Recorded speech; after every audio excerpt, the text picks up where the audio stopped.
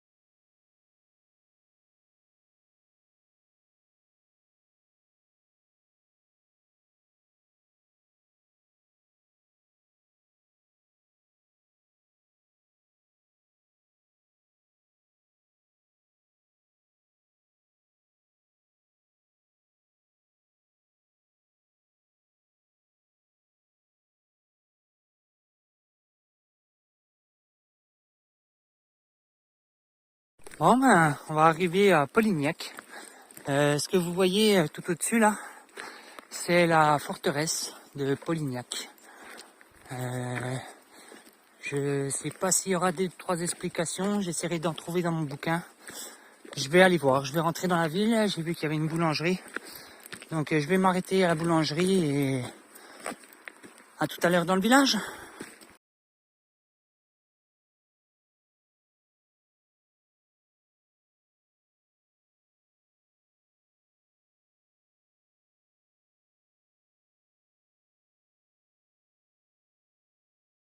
Donc pour vous expliquer le village de Polignac, donc le village a été construit autour d'un digue sur lequel trône la formidable forteresse de Polignac.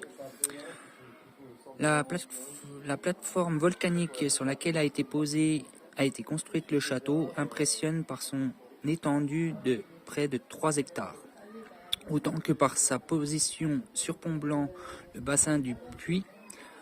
À 800 mètres d'altitude, l'illustre famille des Polignac a longtemps habité la forteresse médiévale enceinte du XIe siècle, donjon du XIVe siècle, qui domine le village.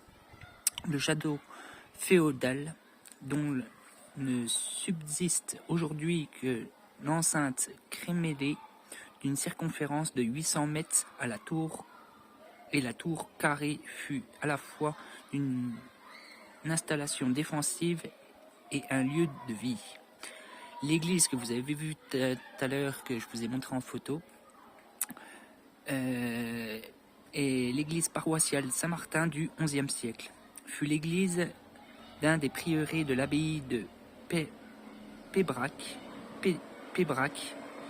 située près de Langiac. Elle est un bel exemple de l'art romain auvergnat.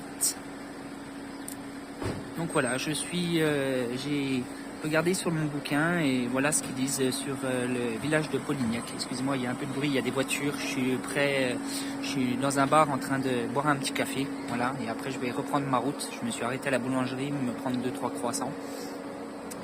Donc voilà pour l'histoire de Polignac et de son église et de sa forteresse. Je vais reprendre la route direction Saint-Paulin. Voilà. Donc pour aujourd'hui, je pense m'arrêter à peine plus loin que Saint-Paulin. On va voir. Je vais regarder mon bouquin et on regardera un peu ce qu'il y a comme auberge où c'est que je peux me poser dès que j'arriverai dans le village. Donc je vous souhaite une bonne journée à tous et à tout à l'heure.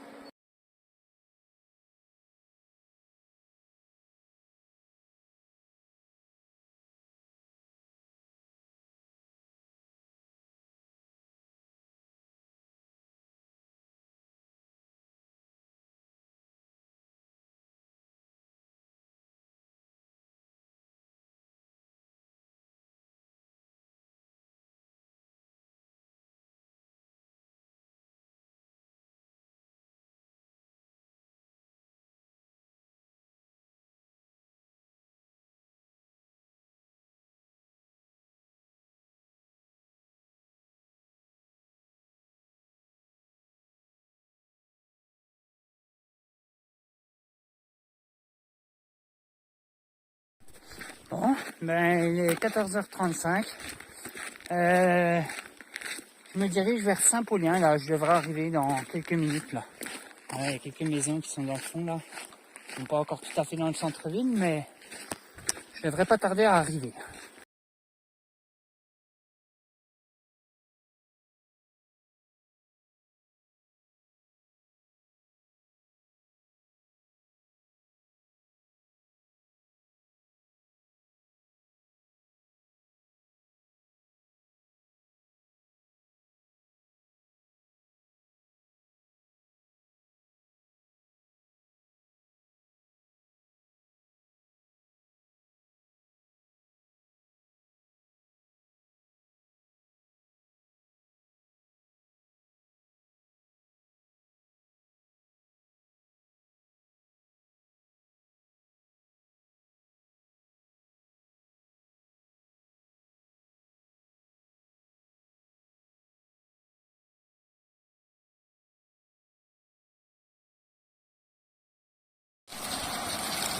Voilà pourquoi je voulais vous la prendre de nuit. C'est parce qu'il y a des beaux éclairages dessus. Donc je reviendrai tout à l'heure pour vous la prendre en nuit. Voilà. Une belle petite fontaine d'eau.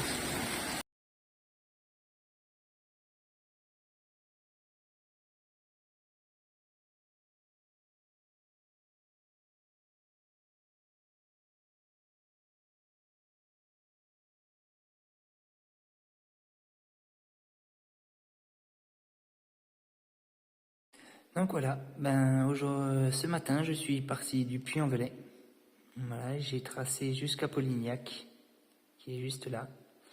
Et manque de peau, je me suis trompé. J'ai fait le tour du village et j'ai repris le GR300. Je me suis arrêté à Estrée, les Estrées, juste là. Et j'ai dû retrouver mon chemin pour remonter comme ça et reprendre le chemin du GR. Voilà, donc deux GR différents. Voilà, je me suis trompé à Pauliac et du coup j'ai dû rattraper mon chemin en remontant comme ça. Donc je suis pas passé à Monuniac, je suis passé à côté. Et après j'avais Nolac, qui est juste ici, petit village où il n'y avait pas très grand chose, voilà, assez vide, ni d'église, ni de cimetière, voilà, aucun commerçant, aucun. Et là, ce soir, je me trouve à Saint-Paulien, voilà. Donc la collégiale de Saint-Georges, que je vous ai, si je ne me trompe, que je vous ai montré tout à l'heure en photo. Et demain, on ira jusqu'au Crau, qui est juste là, voilà. Et après, pour la suite, ce sera demain. Mais en sachant qu'aujourd'hui, j'ai dû faire une quinzaine de kilomètres. Donc, en sachant que vu comme je me suis trompé dans mon GR, j'ai fait une quinzaine, je vous dirais une quinzaine de kilomètres à peu près.